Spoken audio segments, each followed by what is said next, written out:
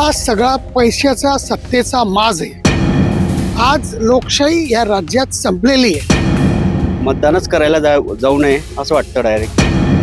इतकी परिस्थिती घाणेरडी करून ठेवली राजकारणी लोकांनी। त्यांच्या स्वार्थासाठी, स्वतःच्या फायद्यासाठी, सत्तेसाठी हे लोक हा पक्ष तो पक्ष करून कुठेही जातात आणि जनतेच्या मताची किंमत करत नाहीत। यामागे सत्तेचा दुरुपयोग, ईडी, सीबीआय वगैरे संबंधित नेत्यांचे काही भ्रष्टाचाराचे प्रकरण असण्याची आणि ते उकळून काढून त्यांना ब्लॅकमेल केले जाण्याची शक्यता किंवा त्यांना आमिष दाखवण्याची शक्यता आहे। सध्या राज्याच्या राजकारणामध्ये ऑपरेशन टायगरची प्रचंड चर्चा आहे।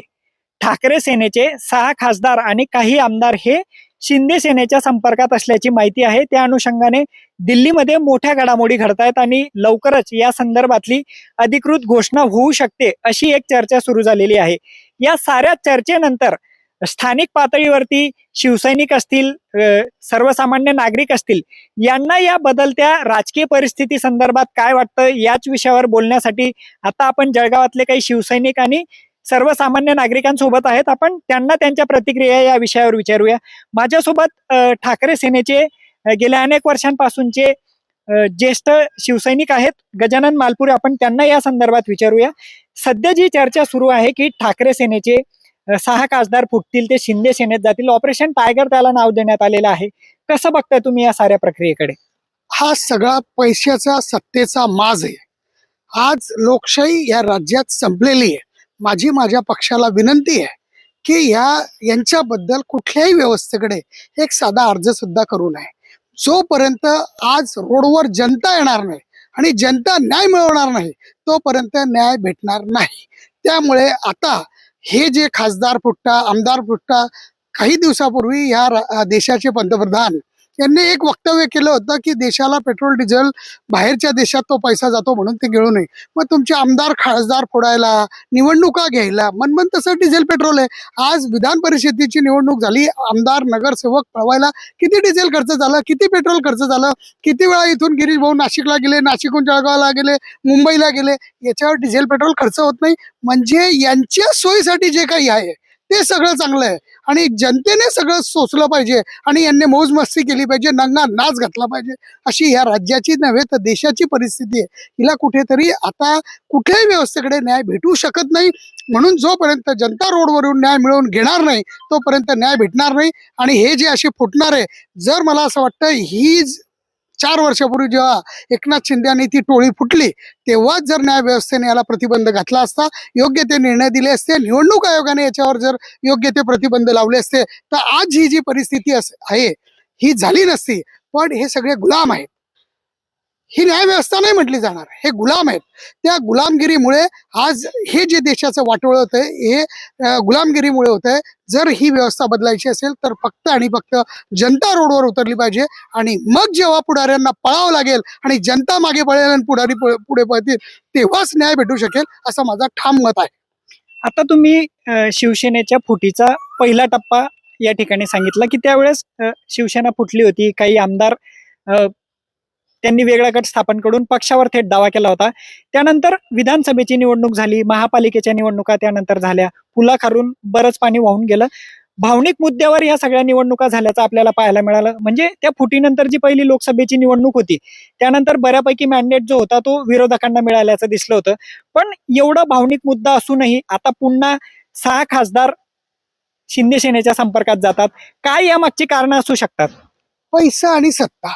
आता तुम्ही बघितलं असेल, राम मंदिराच्या नावावर आम्ही मतं मागितली, आम्ही म्हणजे आमच्या मित्रपक्षाने, आणि राम मंदिरावर पैसे मतं मागितली।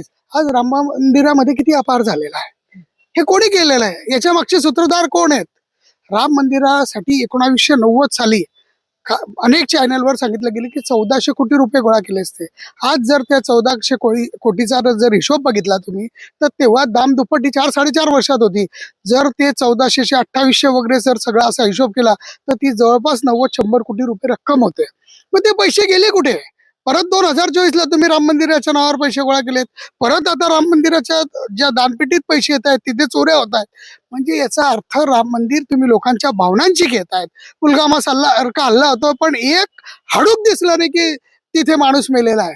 हे सगळे लोकांच्या भावनेशी खेळून लोकांना ब्लॅकमेल केलं जात आहे. लोकांच्या भावनांचा पोरखेळ करून त्यांना ब्लॅकमेल करून सत्तेचा उपभोग घेतला जातो आणि जनतेला वेठीस धरलं जातं. आणि आता याच्या पूर्वी जे 70 वर्ष ज्यांनी सत्ता केली तिथे कुठेतरी असं वाटायचं की ह्या व्यवस्थेकडे गेलं तर मला न्याय भेटेल, माझा कुठेतरी माझ्या अर्जाची सुनावणी होईल.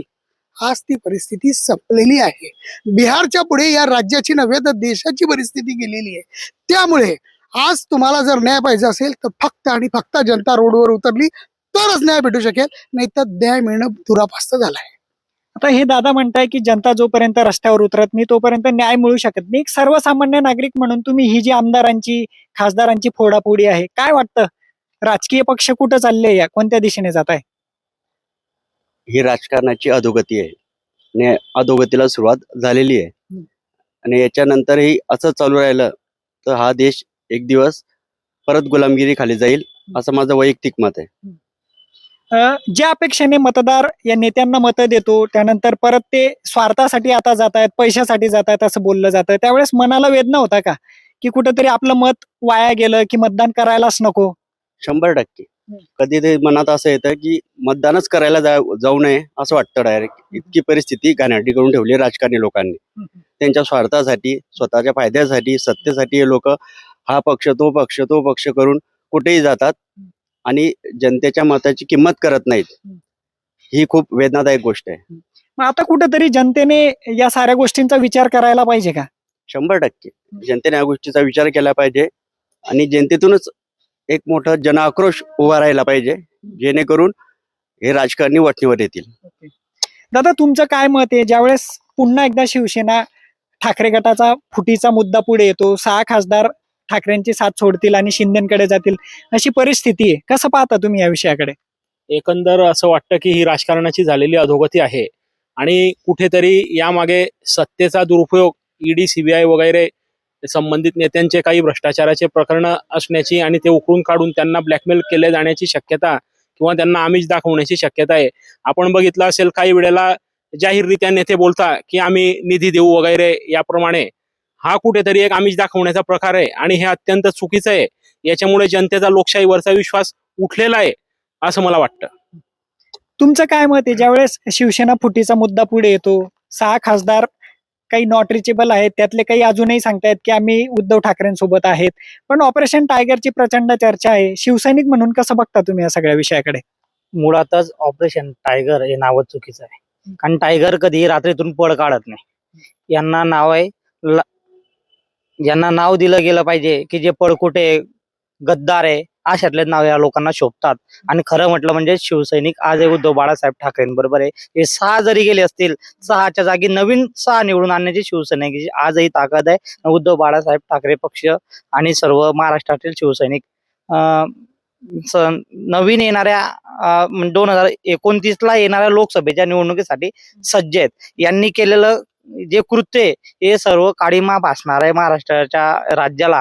आणि याच्यामुळे आमच्यासारख्या एक सर्वसामान्य घरातील कार्यकर्ता असेल किंवा सर्वसामान्य नागरिक असेल त्याला पण आता चिंताजनक बाब निर्माण झाली आहे.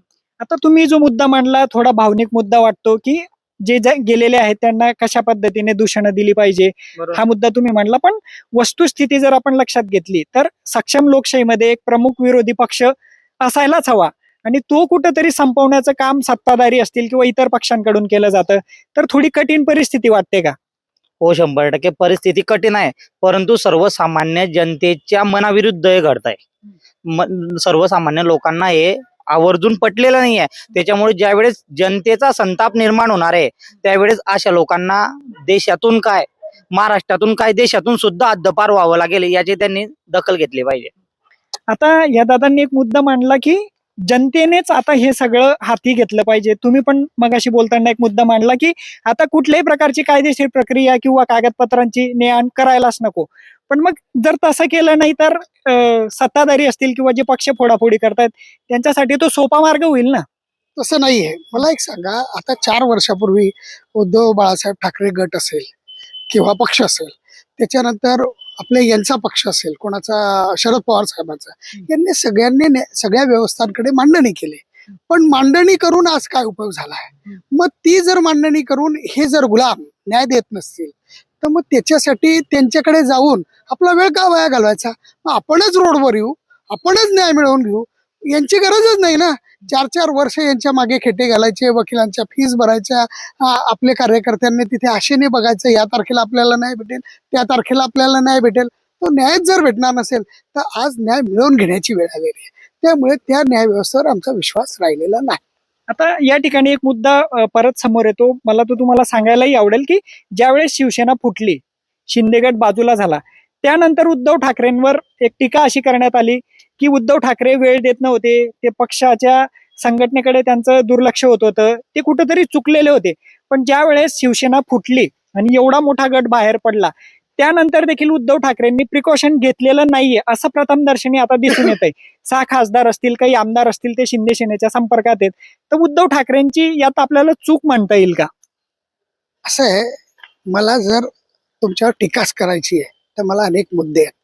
जर आता तुम्ही असं म्हणता की उद्धव ठाकरे तेव्हाचे जे पंतप्रधान होते, त्यांनी काय सांगितलं, वर्क फ्रॉम होम करा.